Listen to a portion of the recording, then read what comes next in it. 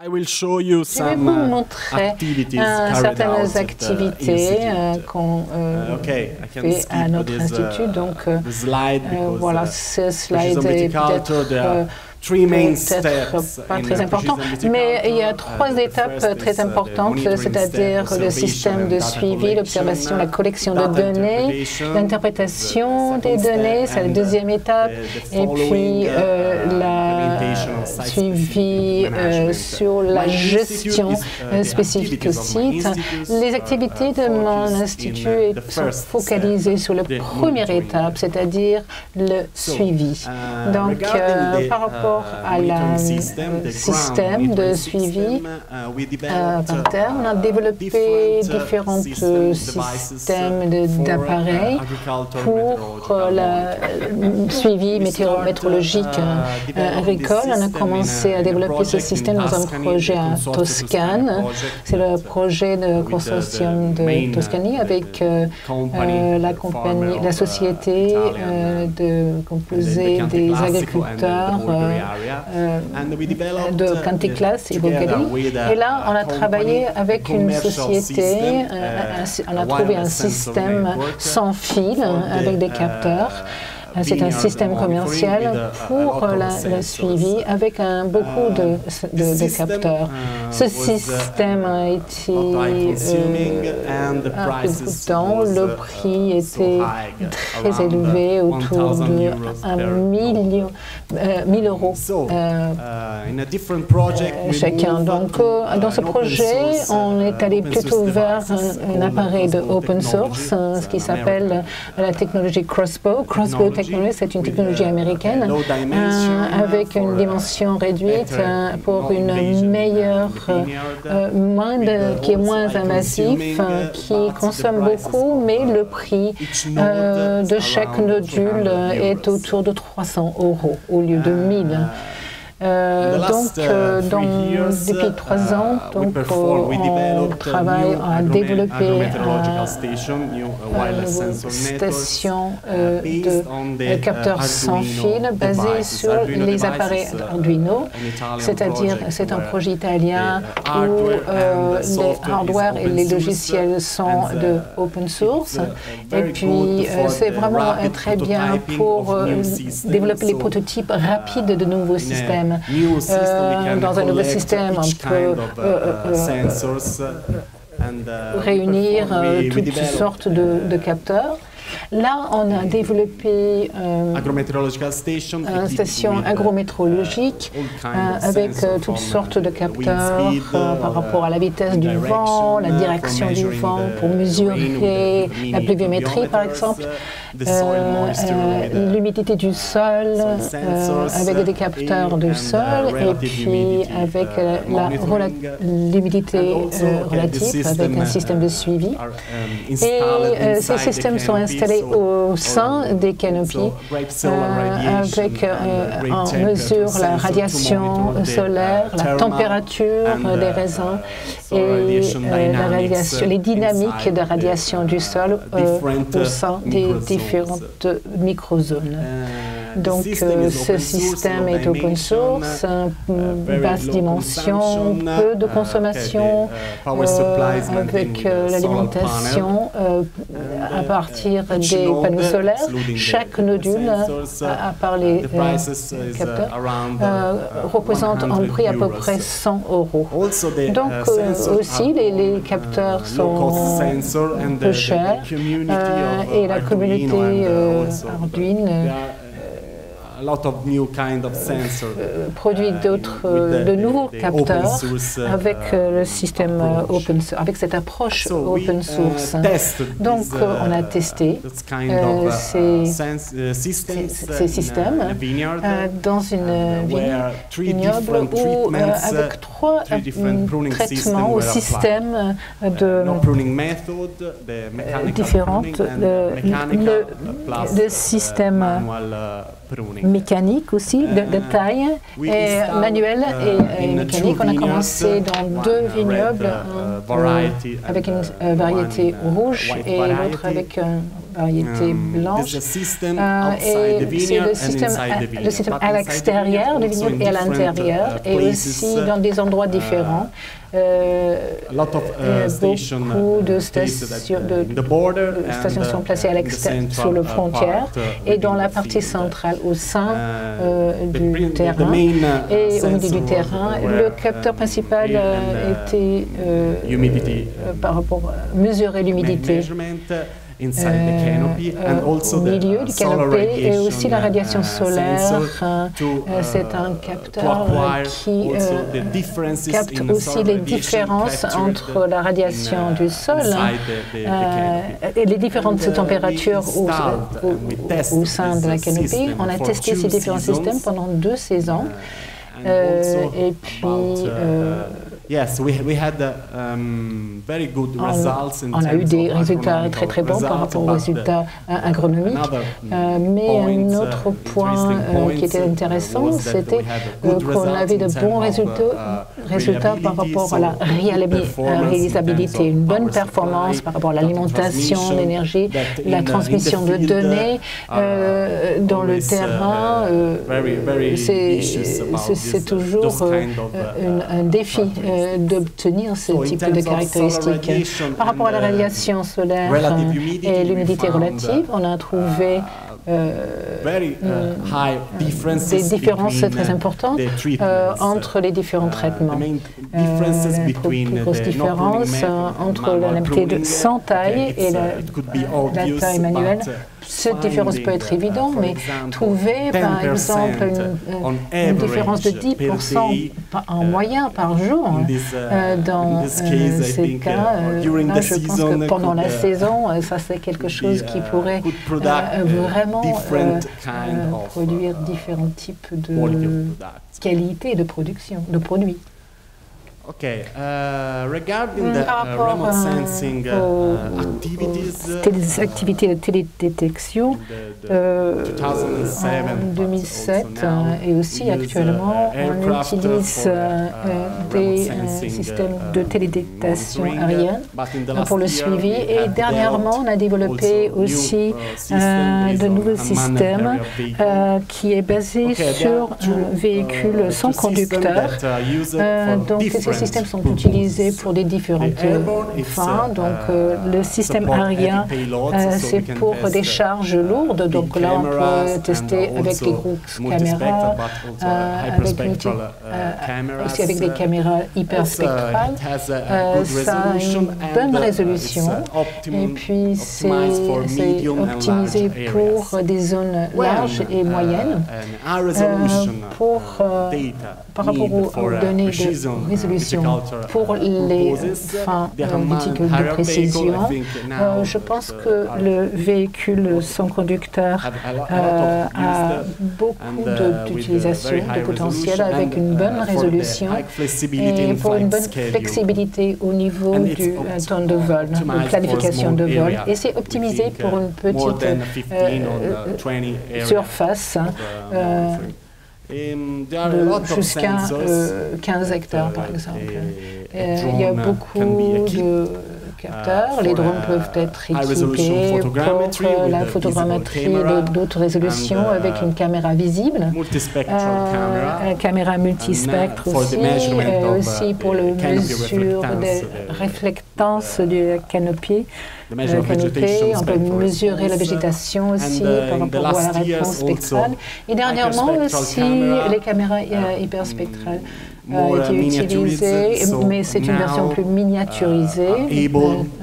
Et actuellement, on peut être équipé aussi par ces systèmes de véhicules sans conducteur. Pour l'instant, ce ne sont que des projets de recherche qui testent ce type de système.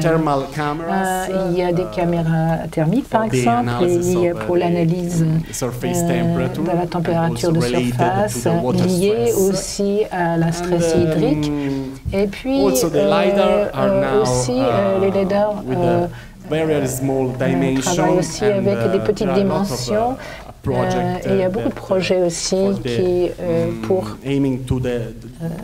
l'utilisation de ce type de système dans les drones. Tous ces systèmes sont monté dans un berceau inclinable pour obtenir un alignement vertical parfait pour les besoins de suivi.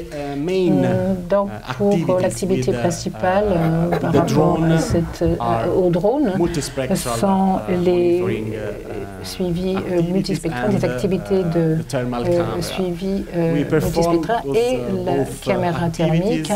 Ces deux activités, par exemple, le premier, c'est pour l'analyse de la réflectance des feuilles pour obtenir l'index NDVI et puis après ces calculs de NDVI, on peut produire une carte de vigueur avec une résolution très élevée. Deuxièmement, c'est l'émissivité de surface qui est mesurée, c'est fait avec un capteur thermique. Et ce type de données peut être utilisé pour l'élaboration des cartes de stress hydrique avec les indices de stress hydrique qui produisent ces cartes de stress. Le problème avec l'utilisation des drones, c'est qu'on doit faire beaucoup, regarder beaucoup le développement de la planification du vol. C'est-à-dire qu'une bonne planification de vol dépend d'une bonne chevauchement en fait, et la résolution, et aussi par rapport à la résolution sur le sol qui est demandée. Pour obtenir une carte mosaïque, on a besoin d'un bon niveau de chevauchement en fait, entre les deux. On avait un chevauchement de 70% en fait des deux côtés. Avec ce système de chevauchement, l'étape suivante par rapport au pour le rendre en mosaïque, ça peut être fait avec de très bons résultats. Dans l'image, vous voyez des différentes résolutions de pixels pour la caméra multispectrale dans le cas présent. Et c'est un petit peu le but de l'activité avec un vol à 70 mètres. Ça donne une image du sol avec 4 cm par pixel de résolution du sol. Donc, oui, on peut vraiment discriminer, on peut voir des feuilles individuelles. On peut les discerner pour des surfaces plus larges de suivi. On peut aller jusqu'à 150 mètres de vol avec une résolution de 8 cm par pixel. Et même si actuellement en Italie, en Europe, il y a beaucoup de dynamique par rapport aux réglementations de l'utilisation des véhicules sans conducteur. Ceci dit, en Italie, le premier projet a été publié l'année dernière, mais il y a des retours, on a besoin encore des retours pour obtenir une réglementation qui peut être utilisée par les sociétés pour ce suivi. Je ne sais pas quelle est la situation en France par rapport à la réglementation. Donc, le mosaïque multispectre, à partir de là, on va un produit avec une carte plus large. Mais l'utilisation des drones, l'utilisation des images à haute résolution sont utiles pour obtenir des données très précises. Et là, on peut faire un système de filtrage, par exemple, de ces données où le pixel du sol et le pixel de l'ombre sont enlevés pour obtenir un pixel précis par rapport à la végétation de la canopée. Ici, vous avez une intégration avec la télédétection et le système à proximité. Et puis, si on remonte à 5 ans, on a vu qu'il y avait beaucoup de problèmes des barres de soleil, en fait. Et le problème était à savoir quelle était la variabilité spatiale de ces barres. Donc on a fait un vol quelques années après, on a fait un vol avec un drone pour obtenir la carte de vigueur et installer la station hygrométrique dans les différentes zones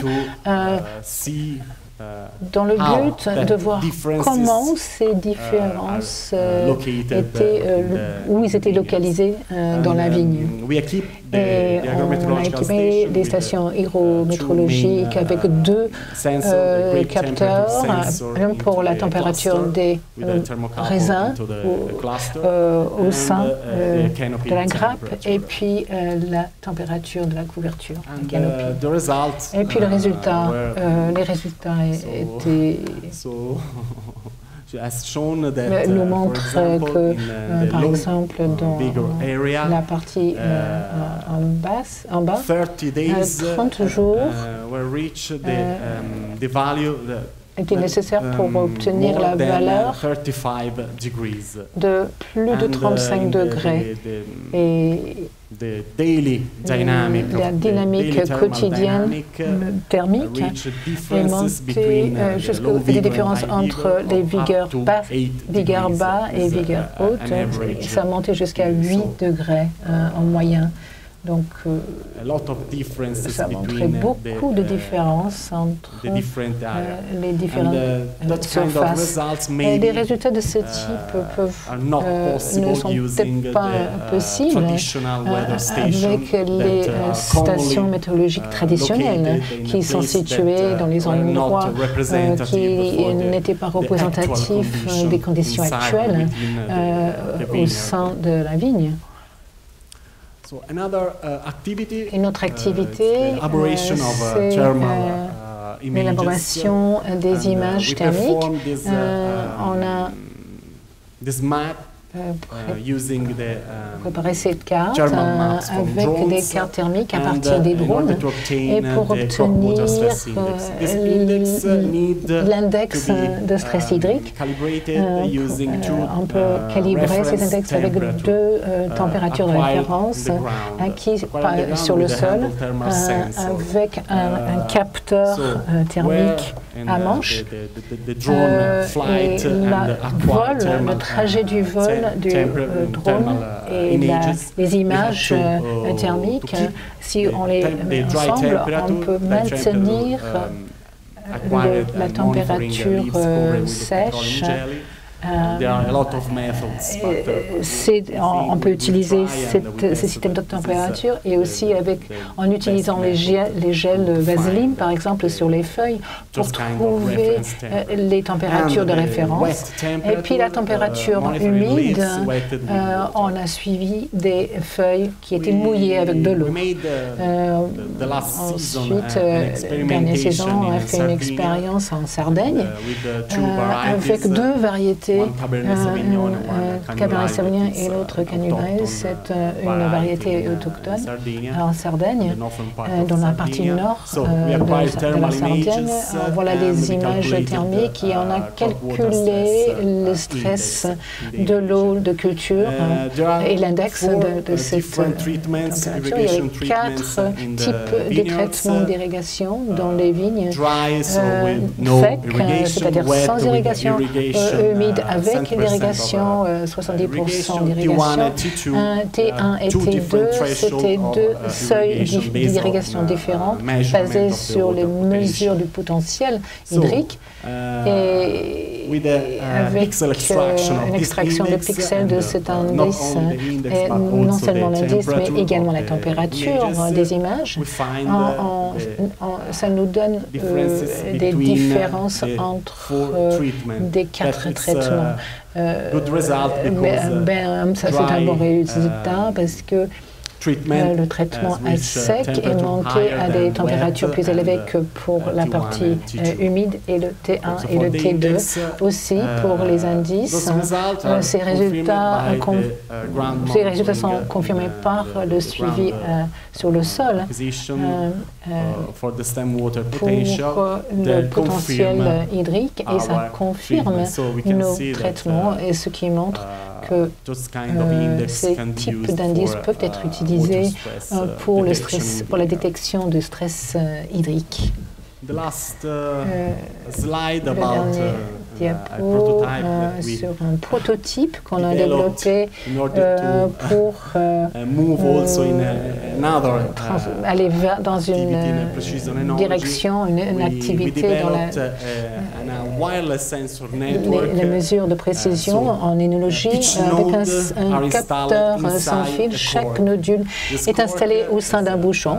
Le bouchon est installé dans une barrique où on l'a testé dans une barrique. Et puis à la fin de chaque nodule, il y a deux types de capteurs, un pH et un pour la température. Et puis on a essayé pendant une saison et on a trouvé de très bons résultats, de très bonnes différences pour suivre la fermentation malolactique. Donc, mais le bon résultat de ce système est que et par rapport à l'acquisition et la valeur du mesure dans le laboratoire était semblable à ce que, similaire à ce que on peut obtenir par le suivi du système. Il y a une connexion Wi-Fi. Avec ce système, on peut visualiser les mesures en temps réel sur votre PC, par exemple. Donc, c'est vraiment un résultat très intéressant.